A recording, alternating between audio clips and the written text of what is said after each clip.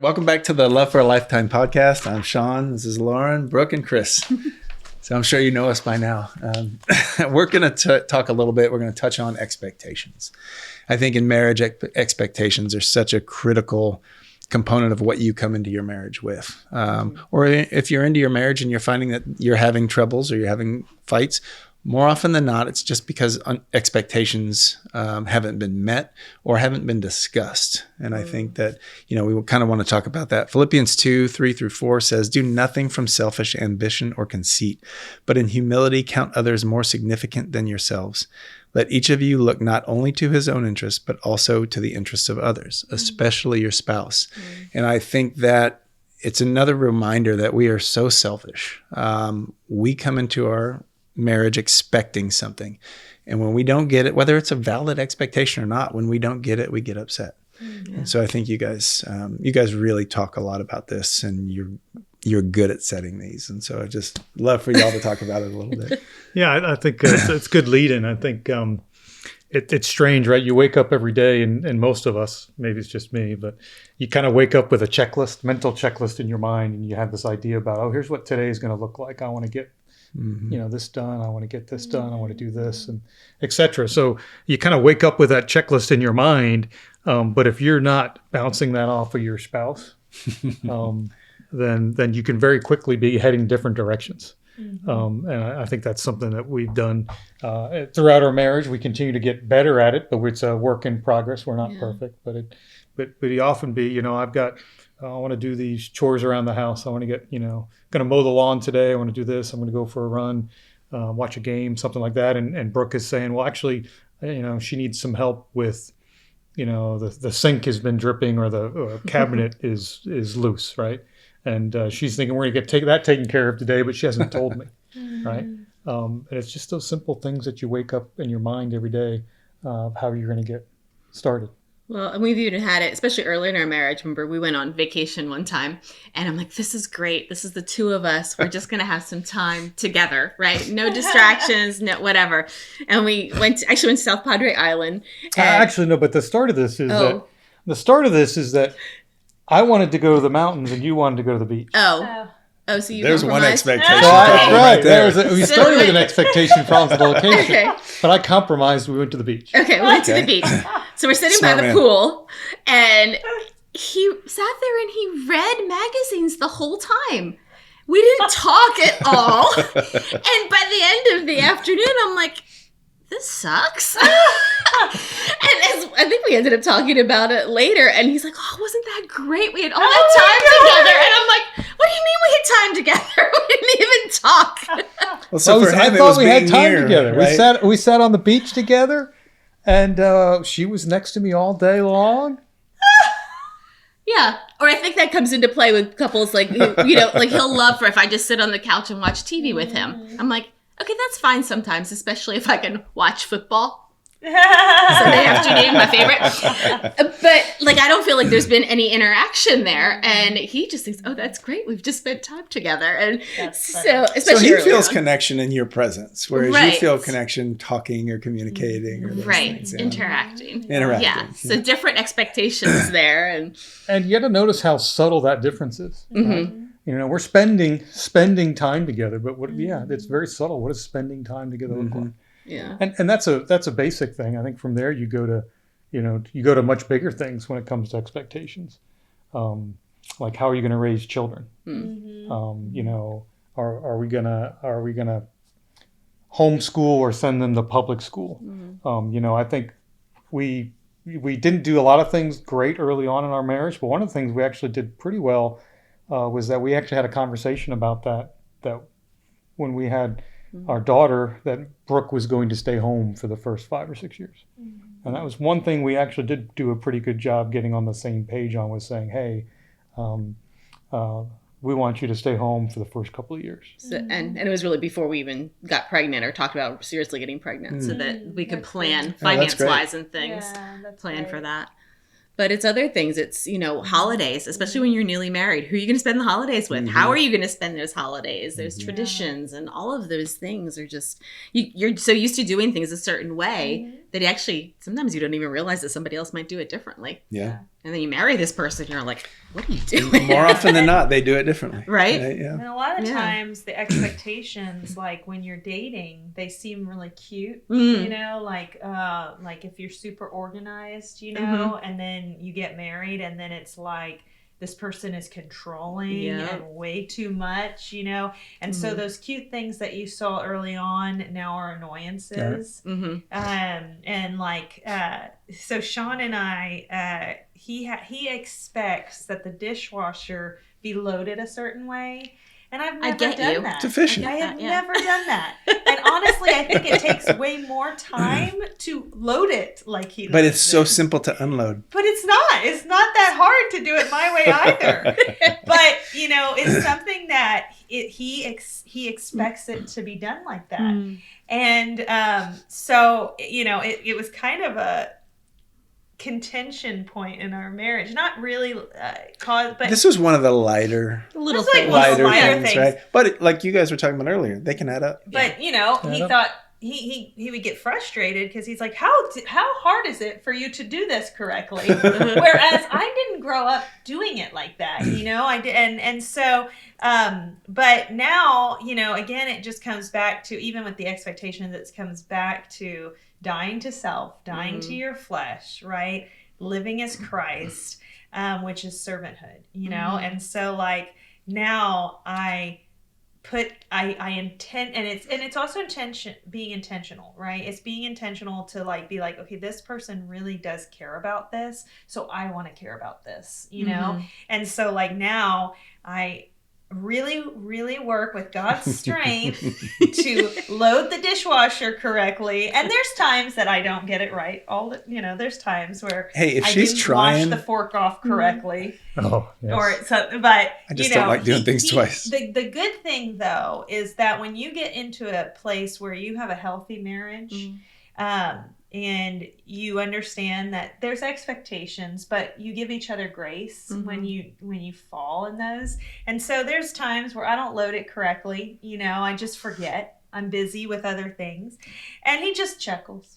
You know, it's like, oh, Lord look, did it again. And I'm like, you know, she really tried. But I did try. And then she got off track. It's okay. She tried. It makes me feel loved. The important thing I think about expectations is when you do see your spouse try, to let them know that you saw it. You appreciate it. And you appreciate It's not it. perfect, but they're trying. And that goes so far. That, I think, gives them more like, okay, they're noticing. Like, I'm really, you know, and it really makes them feel loved, I think, and seen, like, you know, and so that, you know, that's just one of our little instances with expectations. But it can be like, you know, I grew up believing that men should be the ones to clean the toilets, which I still thoroughly believe that. I grew up very different. And so we had that, like, who's going to clean the toilets in his household? It means toilets have to be cleaned. I was going to say, toilets don't need to be cleaned, do they? So we compromised and we got a maid. No, actually, though, when I clean the toilets, it brings her so much joy. Like, funny. Funnily, too much joy.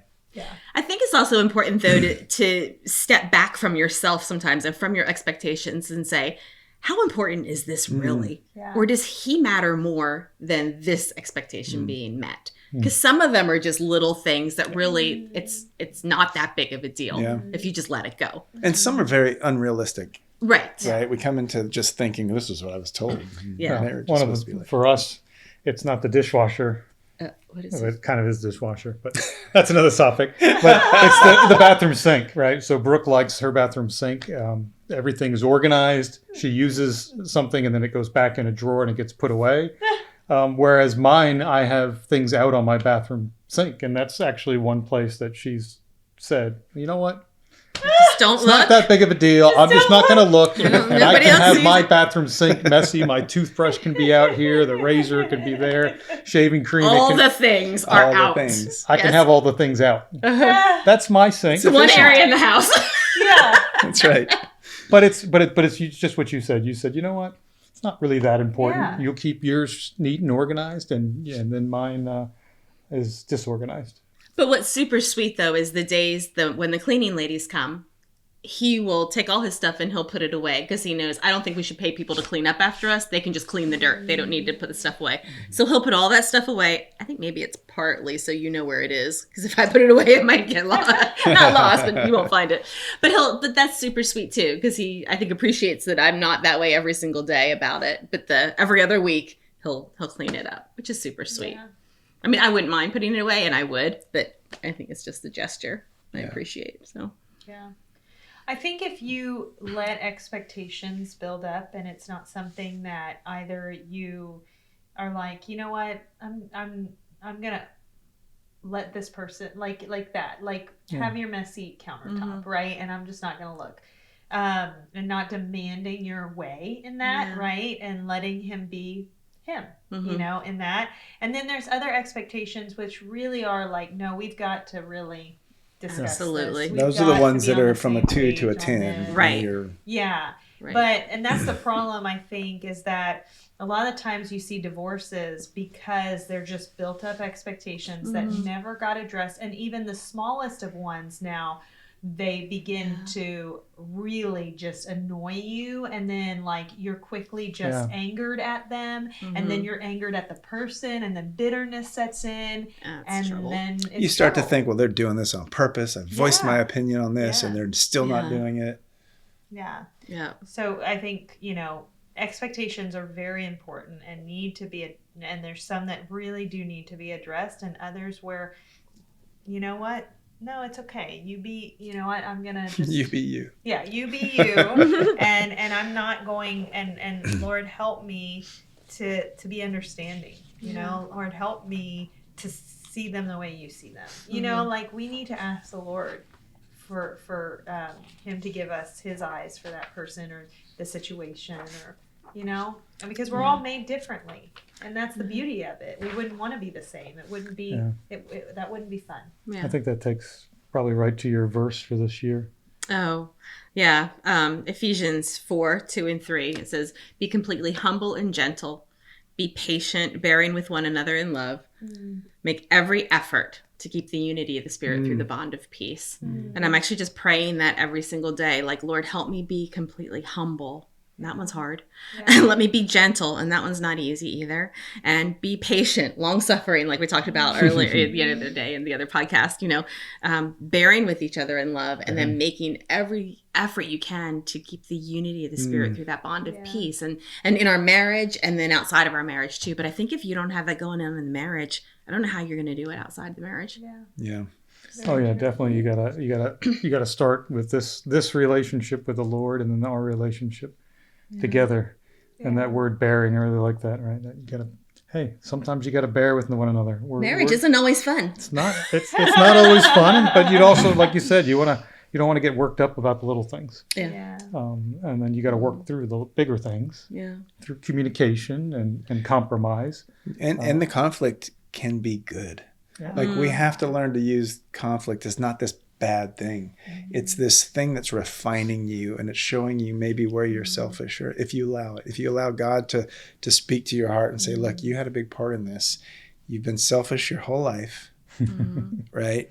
This is it's time to let that go, and it's time to serve somebody else. And man, that's hard in the beginning. But when you see that reflect, when you see your change bring somebody else joy, especially the person you love. And we always have to remember that when we married somebody, this is the person we love and we wanted to spend the rest of our lives with. And we have to look at that when we get in these fights, when we get in these intense fellowships. She's not my enemy. She's not my enemy.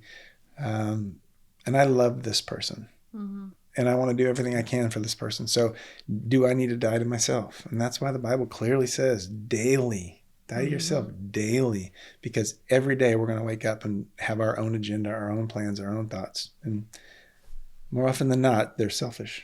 And I think that's important to recognize this is the person. I always tell people when they get married, I want you to remember this moment. I want you to remember this day, how you feel right now. And I want you to remember it and bury it deep. So that when you get into these arguments and you get into these things that sometimes they just don't matter. These fights that we get into don't matter. We can't remember what we thought about. I remember all the consequences of them. I've put holes in walls. I've been so frustrated. can't remember the fight, can't remember why. And so that's just silliness. And I think one of the things our culture teaches us is, well, that's okay. Just go find somebody else. Yeah. And that's such a lie of the enemy again, because the grass is not greener somebody else. It's not like you're going to find somebody else and have no conflicts and no issue. Like that's not, we're all selfish beings. That's going to happen. So, you're in this marriage for a reason. Stick through it. Because I think when you go through the hard stuff and you come out on the other side, wow. The reward of that. And it's not, we're not ever probably going to choose to go through that hard stuff because it's hard. And we are a little averse to pain, but you work through it, and you're like, wow, this is so much richer because of that. It's the same with our relationship with God. He lets us go through hard things, so we turn to Him, and we love Him more, and we see His faithfulness and how steadfast He is. And then in our marriage, we've experienced that same thing, and it's one of God's economy. It makes sense. The cool thing is to look back at where you came from. If you've gotten to a healthy point, look back at where you came from, and look back at what God's done in your life, and look back what the conflict has done. Like, I'm not that guy sitting on the couch for 16 hours watching football anymore. Like, we're making memories. We're going out. We're doing things. We're having a good time. You're touching other marriages. Yeah. Too. We're spending time together. We're doing a lot of things that, it's embarrassing sometimes to look back at how, like, the anger and the frustration and all those things that I did, but it's awesome to see where God has brought us. And it's been through this iron sharpening iron thing that is a conflict, right? And it's bad and it's violent and it sparks and flames. But at the end of that, it can be incredible. Yeah. And you've just got to get through that process of it and understand that refining is a good thing. And it's hard when you're going through it, especially when your spouse is pointing out things to you. This person that you love it almost feels hurtful, but it's not. She's my helper. She's helping me get through the things that I need to battle on the inside of me, that the Lord is working through her to help me. And that's an amazing thing when you can get to the other side of it. Right. During it, it's tough. Don't get me wrong. Yeah. But looking back at where we came from, it's been night and day. I think the last thing I want to say maybe about expectations is you got to watch out for comparison. I think it's so challenging now. You see people post things online and what they're doing or how they're living their lives. We see things in movies, and I think it's so dangerous in our marriages when we look somewhere else and say, "Oh, wow, they've got it together over there. That looks like a great marriage," or they do these things together and we don't do those things together. I think you got to be really careful of that comparison and recognize that, hey, they might just be sharing their shiny, good-looking stuff. You might not see all the things. So we all struggle in different ways, and we also have strengths in different ways and good things in our marriages. So I think you got to watch out for that comparison. Yeah. No, sorry. What were you going to say? I was just saying one thing early on in our marriage. I used to watch soap operas. Oh, wow. Yeah. And very faithfully, with the VCR and record out back in the day. VCR. And it hit me. And I think I didn't really even know the Lord back then, but I think the Lord really spoke to me and said, Brooke, you have to stop. Because, oh my gosh, the men in that, they were so romantic and, all this, the flowers and the riches and all that. And in some ways that becomes an expectation, right? And it's like, but that's not realistic. But how could you?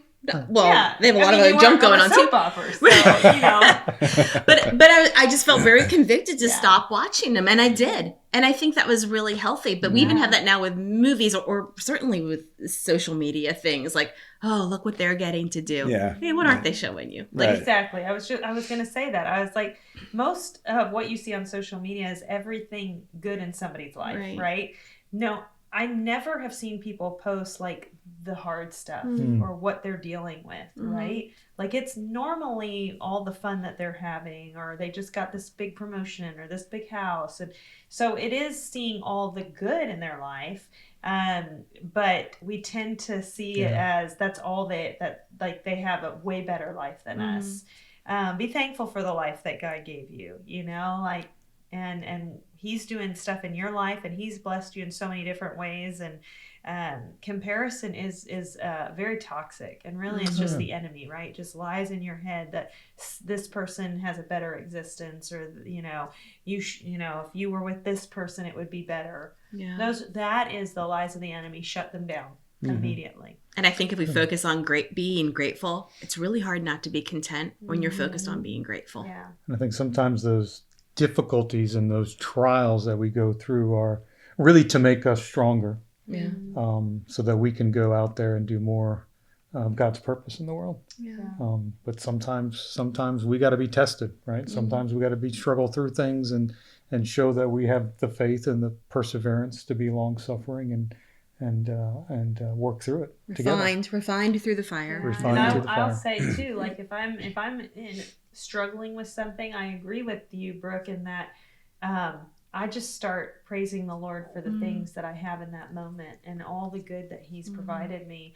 And honestly, I feel like when we put on a spirit of praise, it disintegrates like the workings of the enemy. And I think it's in Psalm where it says a joyful heart is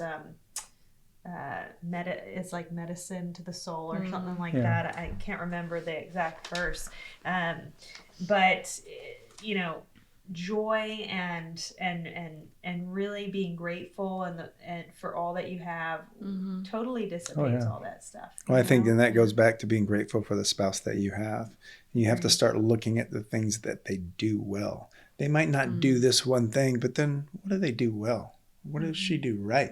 Like it's funny because I can get frustrated with her because she uses every dish in the house to cook a meal, right? And I could go, oh my gosh, I got to do all these dishes. But then the meal is so fantastic, and the effort and the time and the energy she puts into making sure that it's just the greatest meal. And she wants to know that every bite tastes, it's important to her to do that. And that's how she shows love. So for me, I have to be grateful for that as I'm doing a multitude of dishes. But it's her heart to want to do that, which I love. Yeah. Well, great. Thanks for joining us on the Love for a Lifetime podcast. I'm Chris, and this is Brooke. Sean and Lauren. Thanks for being with us today, guys, and we'll see you next time.